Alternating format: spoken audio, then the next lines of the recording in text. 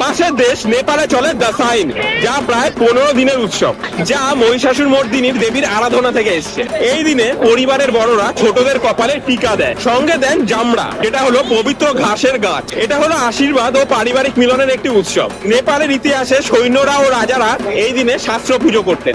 আজও অনেক পরিবারে এই ঐতিহ্য একই রকম ভাবে বজায় আছে। তাহলে দেখতেই পাচ্ছ এই একই দিনে কত রকমের উদযাপন। বাংলার নদীঘাটে সিঁদুর খেলা, উত্তর ভারতের রাবণ দহন, দক্ষিণের আয়ুধ পূজা, নেপালের টিকা, সবই এই একই বার্তা দেয়, শক্তি আর শুভের জয়। তোমাদের প্রিয় দশমী রীতি কোনটা কমেন্টে লিখে যান। আর তোমাদের সবাইকে জানাই শুভ বিজয়ার আন্তরিক প্রীতি, শুভেচ্ছা ও অভিনন্দন।